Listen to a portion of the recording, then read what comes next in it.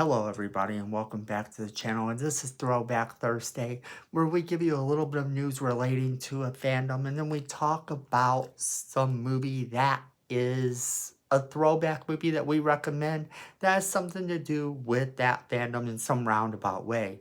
Today we're going to be talking about the new Strangers reboot and its sequels, and we're going to be talking about the original Strangers movie.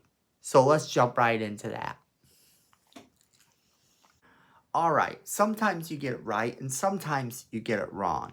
In this particular case, I got it wrong. I was telling a person in the comments just the other day that this was not going to be a reboot, that I had heard that this was going to be a series of sequels. Well, that series of sequels, my friends, turned out to be a soft reboot and 2 sequels to that soft reboot. Well, okay. Now, the thing is, this is a soft reboot, and soft reboots can often be called quasi-sequels. They don't really follow the script of the original exactly. And if you're having new characters with new names, you can often sort of put them in a situation where in your headcanon, it's just another sequel. That's kind of where I feel this is. The movie follows a couple who is having some problems. Their car breaks down and they end up having to stay in an Airbnb, where the strangers of the title then start to go after them. Now, what's weird is this movie has Rennie Harlan to direct, and it's going to have 2 sequels already, and it's not even out. So the movie, apparently, they have enough faith in this movie to greenlight 2 sequels right away. And that's not necessarily going to be a bad thing. I do, however, wish they had just made it an outright sequel and not called it a reboot of the movies. I get why they do this though. Sometimes movies will do this when a movie hasn't had a sequel in a while, or the sequels they have had haven't actually hit with fans. The sequel to The Strangers that came out really didn't hit right with the fans. Fans didn't necessarily go and see it. I actually rather enjoyed the sequel myself, but I also went into it just kind of going, okay, whatever we get, we're going to get. This isn't going to be a masterpiece. And I think that when you start to have that attitude in a movie, the movie is probably destined to have a reboot rather than have a sequel. And that's exactly what happens here. Rennie Harlan is set to direct the first film, and they've greenlit 2 other films after this, which tells me that they do have faith in this movie. Which, good for them for having faith in this movie. I only wish that they had just made it another sequel. But the idea of making another sequel would be confusing because then they have to acknowledge that the other films happened. By doing it this way, they can actually say that the other films didn't necessarily happen. You can put them in your head canon if you want. And they can just act like this is a brand new movie, go absolutely crazy, and they get to have fun. This can work to the advantage, or this can work against them. And oftentimes, unfortunately, this works against the studio. You can look at the Friday the 13th remake, and it has a lot of fans. A lot of fans prefer the new Friday the 13th remake, reboot, rather than the original film. But I chalked it up to a scenario that I call, this is my generation. And the reason I call it that is that basically, if you look at the character of Batman in the Batman movies, each Batman incarnation was representative of a certain generation coming in and watching the movies. Your younger brother probably doesn't like the same Batman that you like. Your younger sister probably doesn't like the same Batman you like. It's just a matter of which one they grew up with and remember seeing, and which one they thought was cool when they were growing up.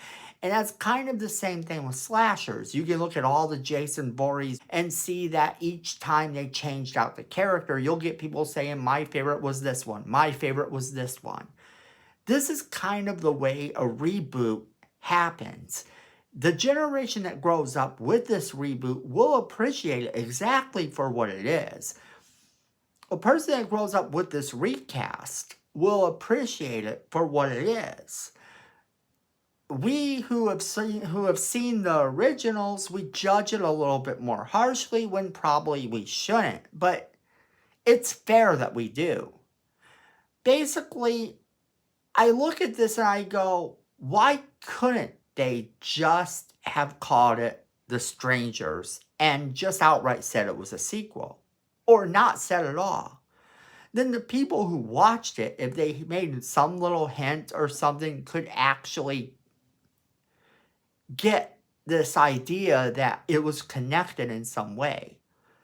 But that's not what they did, and that's fair. The plot of this thing having this having these people that are arguing, and they get to like stay at this Airbnb. It's very similar to the original movie, and that's kind of the thing about that, is it could very easily just be a sequel, but the plot sounds amazing. It's a simple plot, and it sounds okay to me. I can't hate on this plot. It's not like they're telling me that they're going to reboot the entire origin in some wild, crazy way. I have to look at this as this is a formula. This is a formula that could work for this series over and over and over again. So having them do this way really kind of is okay. It seems like it's going to be great, and they seem excited about it. The fact that they greenlit 2 movies right away makes me even more excited about seeing this reboot over any other reboot I've ever heard of, actually. And I'm all about, if you're going to reboot it, it doesn't take away from the original. But this one here sounds pretty legit. It sounds pretty cool to me. And they said that they would be expanding this story in new and unexpected ways. Okay, so that right there really does kind of just get me. That right there kind of says, okay, we're going to expand the story in new and exciting ways. Wow, okay, so new fresh start. The strangers come in, they do their thing. This movie could have legitimate scares. This movie is more of a suspense, scary movie that even if you're not a horror fan, the original was very suspenseful. So, yeah. So now let's talk about the original. Our throwback movie is The Strangers, 2008. So basically it followed this couple who end up going to his family's summer home. Okay, it's just his family's summer home. And they're having some problems, so they're trying to iron out where they stand with each other a little bit. But the movie never really seems to address them having all these incredible issues. There's not a lot of talking about the different things. There's not a lot of drama in this movie. It kind of keeps you in this level of suspense the entire time. Because just when things start to get real, the suspense levels up. The craziness of this movie starts to engulf everything. This movie legitimately has some of the most frightening scares that I have ever seen in a movie. And it's not because it's some wild, crazy monster coming out of nowhere. It's because this could really happen. And when you're talking about a movie that scares people, talking about something that can really happen is something that makes for a really good, frightening time. The best monsters are the monsters that could be there in real life. The best monsters are the ones that you get out of the theater and you go, oh my God, this could really happen. And that was the thing with this movie.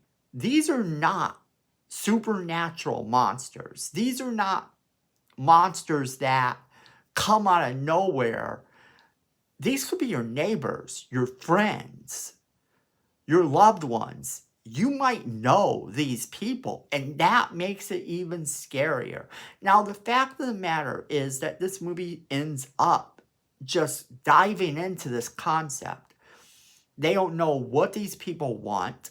These people continuously knock on the door, continuously look through the windows, try to get in. Get in. They can get in the house anytime they want, apparently. I don't know. It's really wild and crazy, and I highly recommend this movie. This is one of the movies that, when I first saw it, I just had these thoughts about watching this movie with people, and right at the perfect time, you have someone knock on the door. I highly recommend this movie. I give it 5 out of 5 stars for just being one of the most suspenseful, fun, little scary movies that I've seen in a long time. And I watch it over again and over again. And it's one of those that I don't necessarily get sick of. So leave us a comment in the comment box below and let us know what you think of this reboot happening and the possibility of these 2 sequels being greenlit so quickly. Do you think this is a good idea, bad idea? Let us know if you have actually seen the 2008 version of The Strangers and what did you think of it? Leave us a comment because YouTube likes it when you leave us a comment and we like to hear from you. Then make sure you're sharing this video with all of your friends so they get the same great content you get and get to be a part of the conversation. Then also, make sure you're hitting that like button. YouTube likes it and we appreciate it too. It definitely helps the channel. Miko says we need more subscribers. And this little face wouldn't lie to you. So make sure you hit that subscribe button, hit that notification bell so you don't miss a single video. And then at the end of the day, fandom is family.